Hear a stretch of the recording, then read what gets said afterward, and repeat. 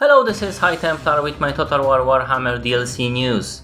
And today there was an official Total War stream on Twitch and they revealed some mini-campaign details. There was a question and answer session with one of the developers of the Realm of the Wood Elves.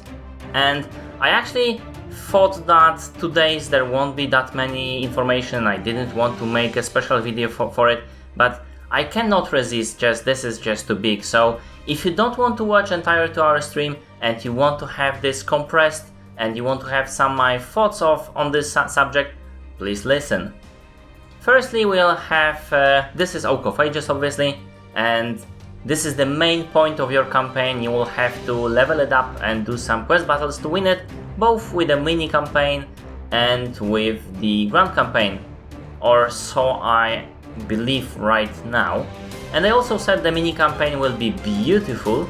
There will be different seasons in the campaign, but especially in the mini campaign, but there won't be a season mechanic back in the Total War Warhammer like we had with the Shogun 2 and like we had with the Emperor edition for Rome 2.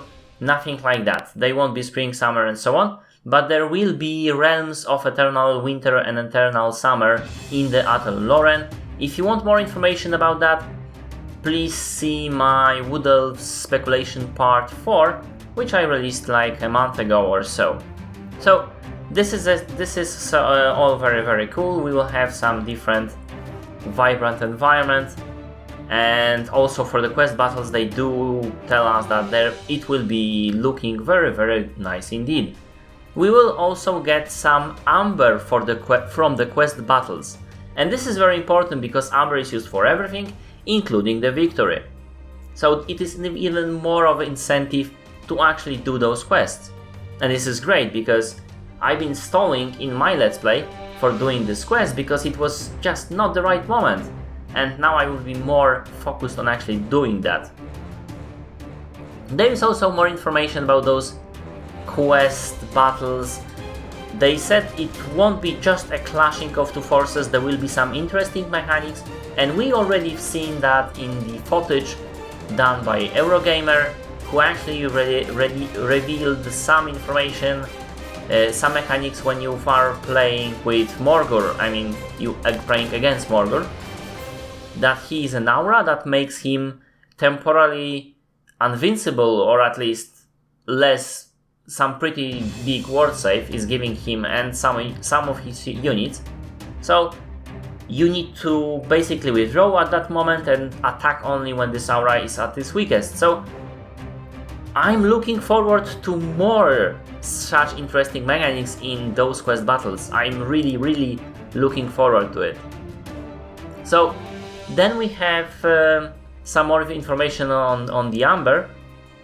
The amber you are getting, the amber, that most important resource that, like I mentioned, is for recruiting units, doing technologies, winning the game by upgrading the Oak of Ages.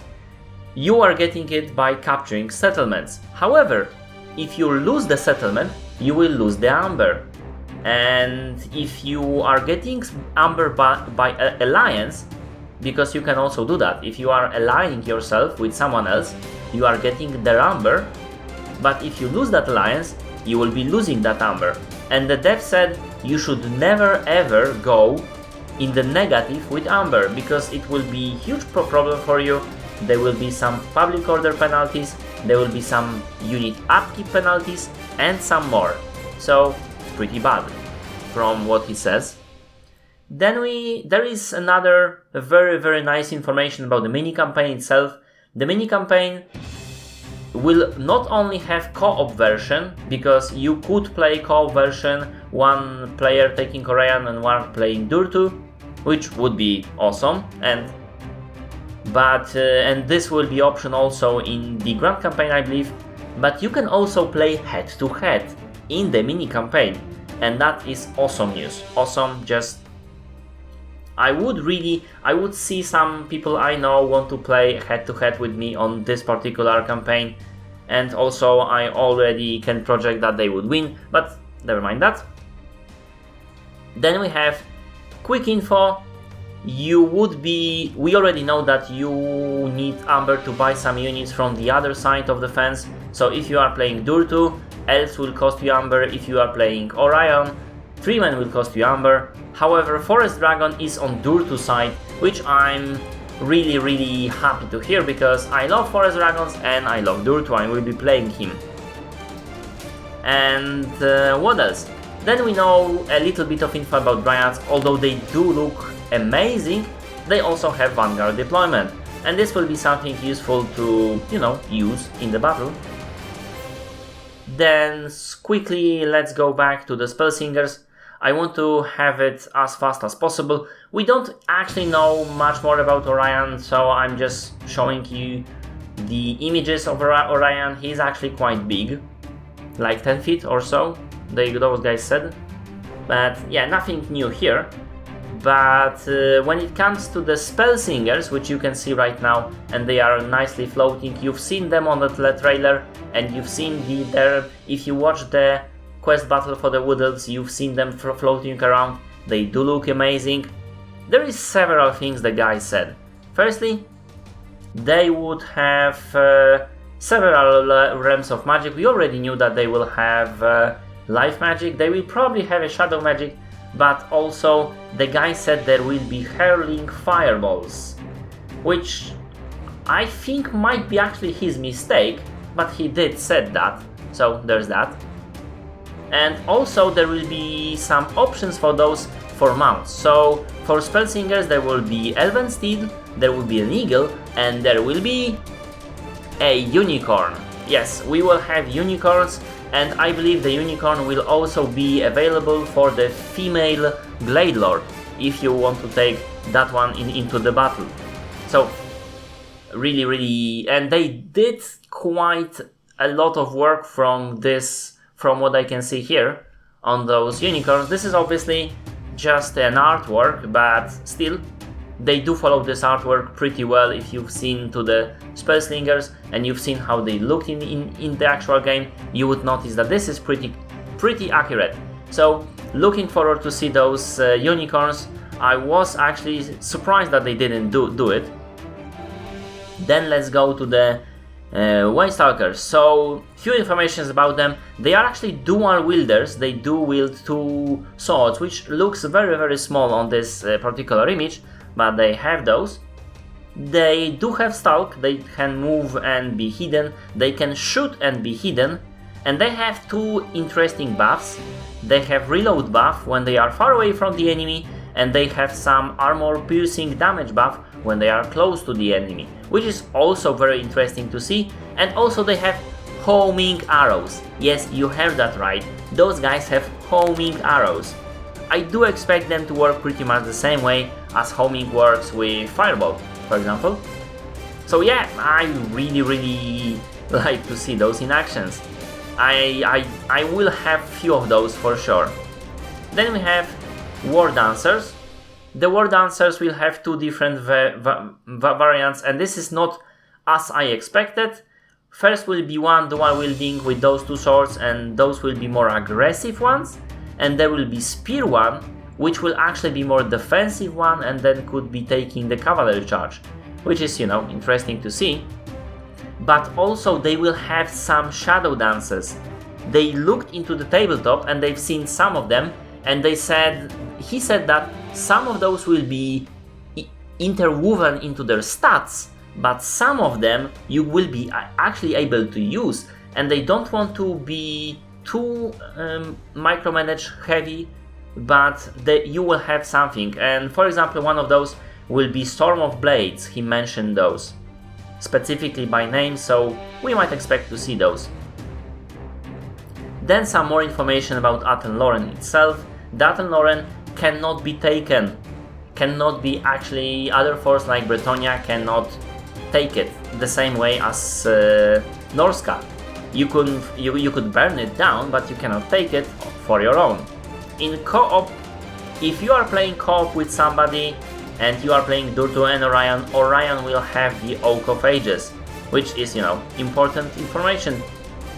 Then there is also, there are some forest defenses, but not walls. What that means, we don't really know. I would expect some kind of attrition for any force that will come into the fight, but there will be no walls for the Wood Elves. What is more, even if you take a Karak, you take Aldorf, you take anything and build the Elven structure there, if you are being attacked, you would not have a wall there. You would not defend a wall, it will be open field battle, and this is something worth noting.